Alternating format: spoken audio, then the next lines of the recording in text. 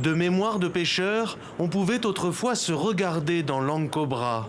Mais aujourd'hui, grise et trouble, chargée en cyanure et en mercure, utilisée pour séparer l'or des sédiments, et ses rives ravagées par l'extraction artisanale sur place, la rivière ne renvoie plus que le triste reflet de l'orpaillage illégal qui mine Benjamin Yankee et son activité.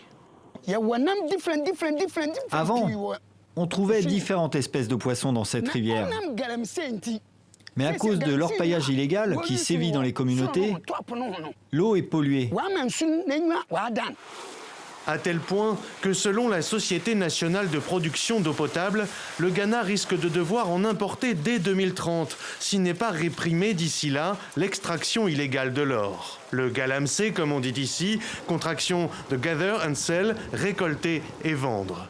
Le gouvernement en a fait une urgence nationale et multiplie les opérations devant les caméras, mais pour de nombreux observateurs, elles sont insuffisantes.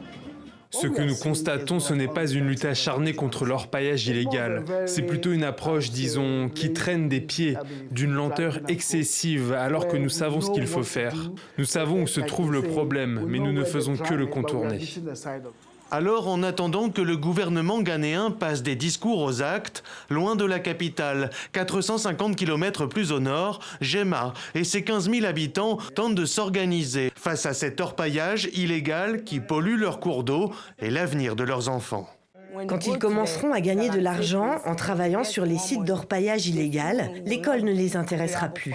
Après, ils resteront à la maison et se drogueront, avec du tramadol par exemple, puisqu'ils auront les moyens d'en acheter. Voilà pourquoi nous sommes contre l'exploitation minière illégale. Une crainte qui, à mesure de voir se répandre le galamsey, s'est transformée en intransigeance. Ici, la loi confère aux chefs locaux le pouvoir d'établir et de faire appliquer le droit coutumier. Alors depuis 2015, Jema a interdit toute activité minière sur son territoire. Les habitants de Jema considèrent cela comme un héritage. Jema, pas de galamsey. C'est devenu notre slogan. À Jema, une brigade citoyenne s'est aussi formée. Elle patrouille à la recherche d'activités minières et a le pouvoir d'appréhender des suspects pour les remettre à la police, ce qui n'est pas sans risque. On reçoit des menaces de mort parce que les orpailleurs pensent qu'on les empêche de travailler. On les prive de leur principale source de revenus alors qu'ils nous considèrent comme des ennemis. C'est une menace sérieuse et permanente. Mais pour les habitants de Jema, le prix à payer pour retrouver des eaux propres et sans risque pour la santé est inestimable.